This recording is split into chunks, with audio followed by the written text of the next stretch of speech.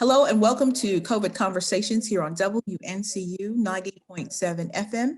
I'm Kimberley Pierce Cartwright, News and Public Affairs Director at WNCU, and I'll be your host for this session. And we're using the Zoom platform to talk about how COVID-19 is affecting our lives. And here with me today is Regional Chief Executive Officer of the American Red Cross, Mr. Barry Porter. Thank you so much for your time today, sir. Thanks for the opportunity. Can we look forward to the conversation? Oh, it's my good pleasure. And I want to talk about blood donations and what the normal outlook would be like. What would normal be like during this time of year? Would donations be up or would donations be down? Good question, because in a normal year, and will we ever experience a normal year again, right? Yes. The opportunity is for blood donation to occur where we would see a drop this time. We would lose holiday spirit of giving. It's gotten cold, it's dark, people are experiencing severe weather or snowy weather. We lose drive. So we call this, actually, January is designated by the Red Cross as National Blood Donor Month to try to create some additional awareness that blood is needed coming out of the holidays. But with this not being a normal year with the pandemic, since we're on a COVID-19 impact conversation, is that we've lost hundreds of opportunities to go to universities, schools, high schools, where about 20 to 25% of the nation's blood supply comes from college and high school age students. Particularly, Kimberly, we've also lost the opportunity to go to historically Black colleges and universities as well, since they've shut down or minimized on-campus activities. And so what we do there is we also have seen a dramatic drop amongst African American and Black Americans in donation. So it is a critical time to consider being a blood donor in January. I know about blood donations at North Carolina Central University. I've covered them and I've also donated blood. Oh, at them, huh? At drives, yes. Oh, perfect. Perfect. Yeah. So as you can see, diversity is often needed in the blood supply. Most of us are type A, B, and O. There are also antigens on our body, which can be very specific to race and ethnicity. And if I'm going to give a blood transfusion as a physician to someone who has some unique needs like sickle cell or other disease, and they're going to get multiple blood transfusions, the more closely I can align with that racial ethnicity and some of those unique antigens that are on the blood cell, the better treatment outcome for that patient. So we need more engagement of African American donors in the blood donor pool, particularly to serve other African Americans. So how much blood is available through the Red Cross right now? Well, on an average time, we try to keep about 3 days supply. Why is it 3 days, Kimberly? Because we have to collect it, we have to take it back, test it, make sure it's safe to be given to someone, then put it out for use, and then transport it to the hospital. That takes about a 24 to 36 hour revolution between when I give it 9 o'clock in the morning. My unit of blood is probably not going to be available. If I gave it at 9 o'clock on a Monday, it's not going to be available until Tuesday afternoon at 3 o'clock or later. So then we have to have that constant replenishing supply, and we're right on the cusp of that supply being less than 3 days right now. Tell me how often blood is needed. It's a surprising. You know, we all go to the hospital. We have these great hospital systems in the United States and good health care overall. But because of that, we also need a strong, vibrant blood supply, because every 2 seconds in America, every 2 seconds. So during this 15-minute interview, that's about 450 blood transfusions will occur in the United States in this 15-minute interview every 2 seconds. And so it's a constant need. It could be red cells, platelets, or plasma, all coming one person to another. That's the only place we get a blood donation is from your arm when you went over to the college and made a donation at North Carolina Central to someone else's arm. So tell me what happens when blood products are collected? Yeah, that's a real key, because, you know, we collect the donation at a blood drive. Let's say it's at a school or a church or a business. Then those units of blood have to be collected, tested, and processed. We don't just take it from there and go by to the hospital and say, oh, we collected this blood for you. Their expectation is that we're going to test it. We do about 14 different tests for ABO, blood type, Rh factor, hepatitis, syphilis, exposure to other diseases like HIV. All those tests have to be done.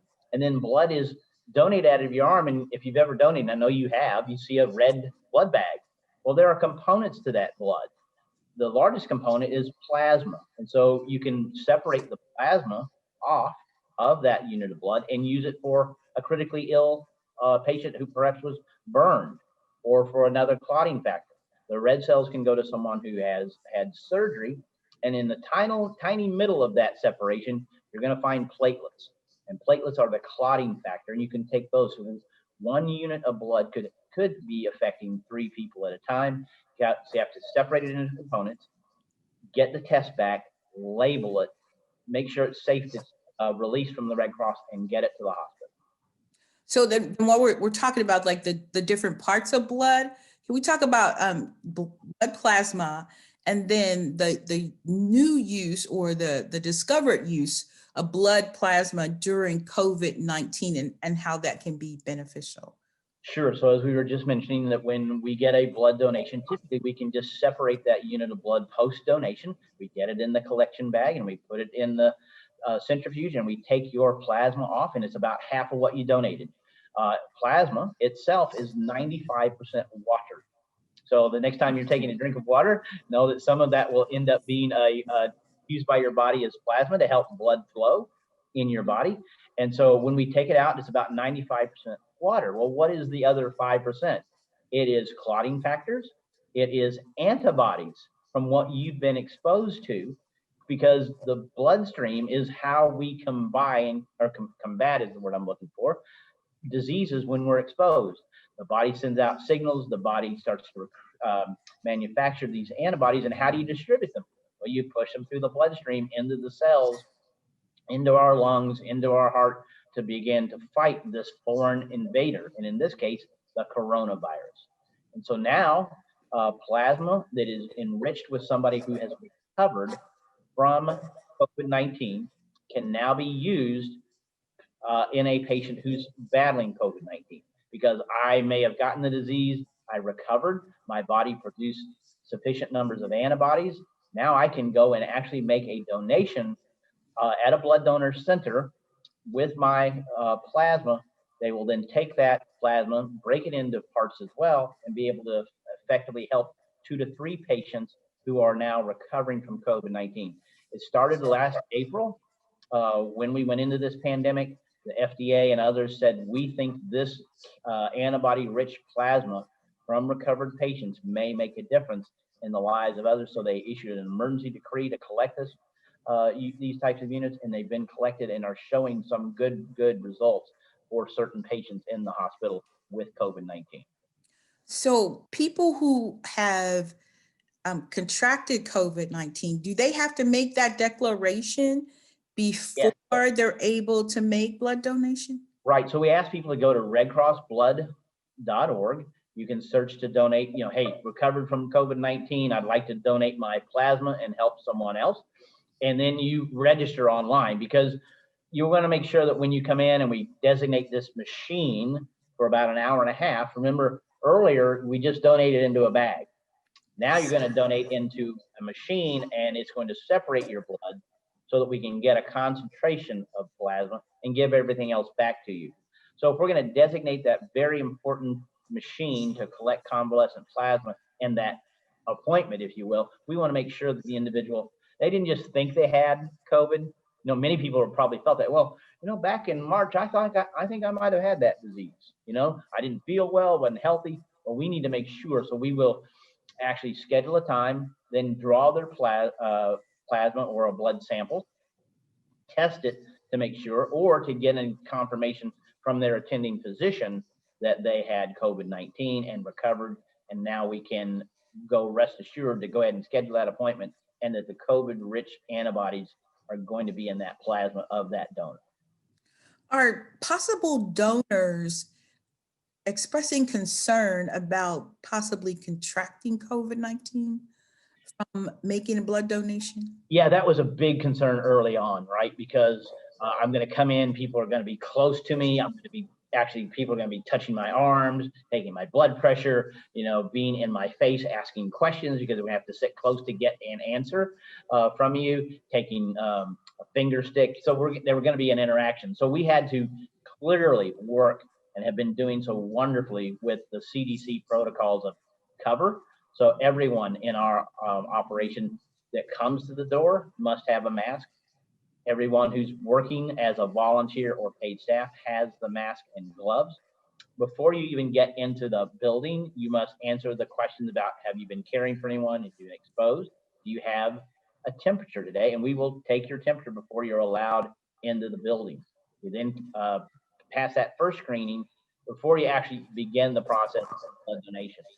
Then in the environment, people are 6 feet apart as much as possible. We wipe everything down. You get off the donor bed, we wipe it with, hospital grade sanitation wipes.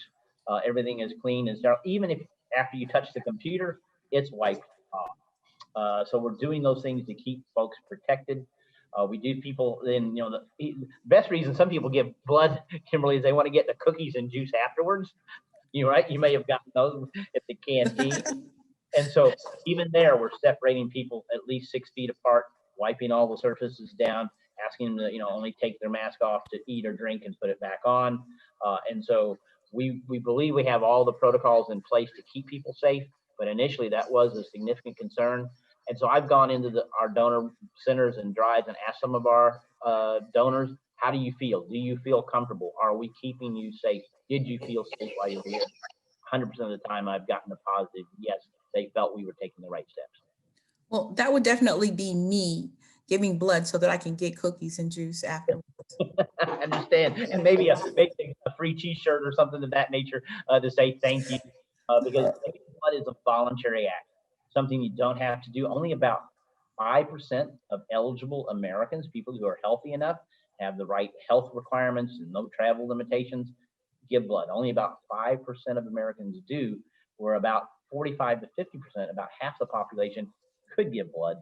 They just feel like I never knew anybody needed it.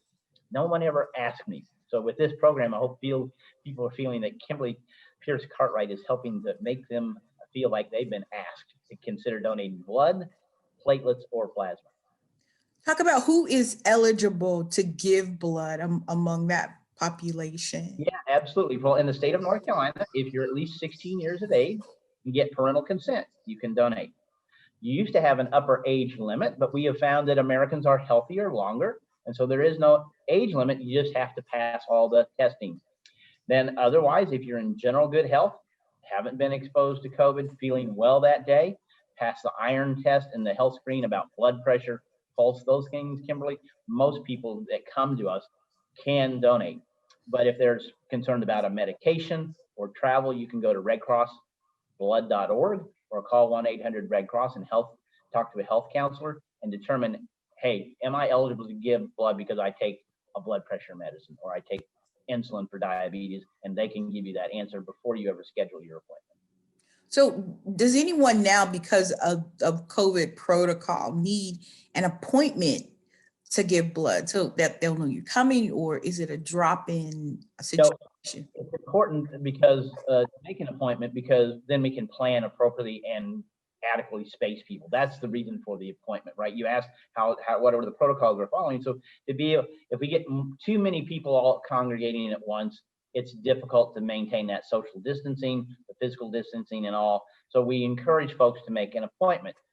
Biggest challenge we ask is if you do make an appointment, unless you really can't keep that appointment, please try to, because now we've also limited that and we don't take walk-ins necessarily. Occasionally we try to slip in a walk-in because somebody said, oh, I heard the appeal, I heard the announcement, didn't know I needed an appointment, can I give? And so we try to work them in, but there's really an importance and an emphasis on, would you please consider making an appointment? And then if at all possible, keep the appointment. We understand that life happens and so not everybody can keep an appointment, but if you make one, which we request you to do, please best honor it as possible. So, and because they're not like open blood drives like there would be at North Carolina Central University, then how do people go about finding out where they can go to give blood? Yeah, that's great. Fortunately, the internet is widely used by people, and so they can go to the internet to redcrossblood.org and say you want to make an appointment. And then you simply type in your zip code, and you'll find out that there are drives that will be pulled up, sort of like, hey, tell me where there are restaurants near me or whatever, right? And so this tells you where the blood drives are, and then gives you an opportunity to make that appointment, whether it's at a blood donor center or at a mobile operation. So people get that opportunity to go online to redcrossblood.org, put in their zip code. They'll probably find 8 to 10 blood drives within 3 to 5, 10 miles of their home or business, church or school on that web search. So our time is winding down. Anything that I didn't ask that you'd like to share? Well, just again, that giving blood, you asked wonderful questions, by the way, Kimberly, and I hope I've answered most of them very well for you. But the biggest impact is that blood saves lives. It comes from one person to another. There is no replacement. And the only thing that you can do is, if you want to feel positive in this environment where we're into a new year and you want to start it off well, and you're understanding that we're all battling this together as a part of the pandemic, but that blood is still needed, consider becoming a blood donor if you haven't ever given. And if you have not given in a while, join us, help us save lives through blood donations. Thank you. And audience, my guest today has been Mr. Barry Porter, the Regional Chief Executive Officer for the American Red Cross, talking about blood donations during this COVID-19 pandemic. Thank you so much, Barry, for being with me. Thank you for the opportunity, Ms. Cartwright. You're welcome. And thank you, audience, for watching and listening to COVID Conversations here on WNCU 90.7 FM. Until next time.